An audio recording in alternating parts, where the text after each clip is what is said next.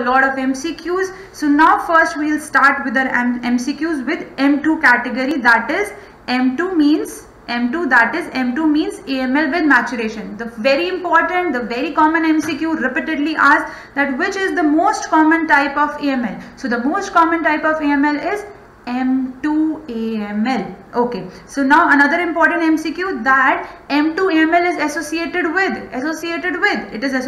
with translocation 821. Another important MCQ that it is associated with M2ML is associated with good prognosis or bad prognosis. It is associated with good prognosis. So now the MCQ marathon related to particularly M2AML does not end here. Okay, it does not end here, but you have to wait for some little time when I'll take you to one more important MCQ that is remaining regarding this very important category, which is M2AML. Okay, so this was about M2AML. Now we move to the another category, that is M3AML or the acute promyelocytic leukemia. Now please remember, this category of M3AML is very important because maximum number of questions are asked from this category only. So first, as the name itself is suggesting, promyelocytic leukemia, so the predominant cells will be promyelocytes. Okay, the predominant cells will be promyelocytes, and yes, it is also associated with good prognosis. Again, important MCQ. Now a very important MCQ that M3AML is most commonly associated with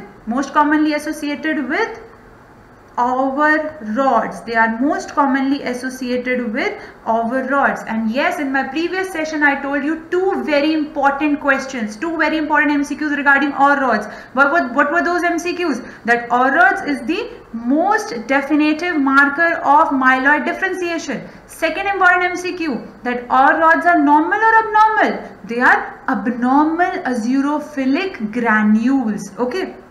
So now after understanding this, now you try to look at this smear. If you look at this smear, which is this cell? Which is this cell? This cell is a myeloblast. This cell is a myeloblast. And what are these rod-like structures? They are ovarods. Okay, so ovarods are the most definitive marker of myeloid differentiation. And ovarods are most commonly seen in which AML? M3AML. Okay. So now look at this smear. Which is this cell? And what is very peculiar about this cell? So I want to tell you that what happens, as I told you, that ovarods are the definitive marker of myeloid differentiation, and ovarods are most commonly seen in M3AML. Okay, so there are a lot of granules, there are a lot of formation of ovarods. So sometimes what happens, there is crisscrossing of ovarods. Can you see here? Like the ovarods will be like this, you know, there will be crisscrossing of ovarods. And such cells with the crisscrossing of ovarods are called as Faggot cells. Such cells with the crisscrossing of ovarods are called as, we give a special name to such cells, they are called as Faggot cells. Okay. So now after understanding these very important source of MCQs, very important, that what are the genetic alterations in M3AML. Okay, so now please listen to me very carefully, because in this particular section I am going to give you two very important concepts to listen to me. Okay, so first I want to tell you that M3AML is associated with which translocation? They are associated with translocation 1517. Okay, so now this translocation 1517, because of this there is a formation of PML-RARA fusion protein. Okay, there is a formation of PML-RARA fusion protein. Now what do you mean, what is the full form of PML? It means promyelocytic leukemia. We are talking about promyelocytic leukemia, and the full form of RARA is retinoic acid receptor alpha.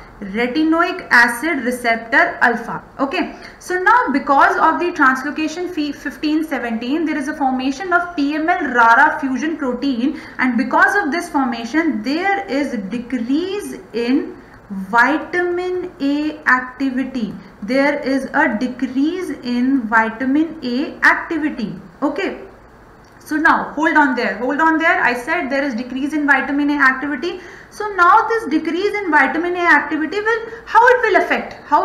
It will affect a patient of M3ML. So for that I want you to memorize the basic knowledge of the maturation stages of a myeloblast. So you all know that a myeloblast, it matures to form a promyelocyte, which forms myelocyte, then metamyelocyte and band form, and finally the mature WBC neutrophil. Okay, so you know the entire this process of the maturation stages, that how a myeloblast goes through which maturation stages to ultimately form a mature WBC. So as I told you, because of the translocation 1517 and formation of a PML-RARA fusion protein, there is decrease in the vitamin A activity. So now this vitamin A activity decrease is going to arrest this maturation phase. It is going to arrest this maturation phase at this step. Which step?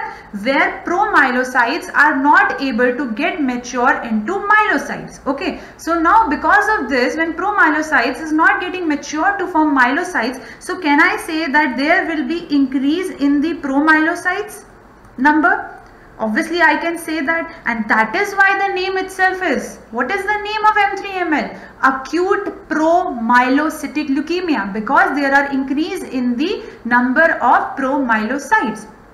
So now listen to me very carefully. Okay, now I request all of you to have that tangent of mind where you all can have a clinico-pathological orientation. Okay, it is always said that applied pathology, clinical pathology, they are very important and they are going to form a very important basis of the next exam or the upcoming NEET exam, which is totally right. So for that, and how you can have that clinico-pathological orientation in your mind, I'll give you 2 examples of that right now in my session, that how you can think like that, how you can clinically integrate your basic essence of pathology with your clinical subjects. Okay, so I'll give you 2 important examples. Just listen to me very carefully. So as I told you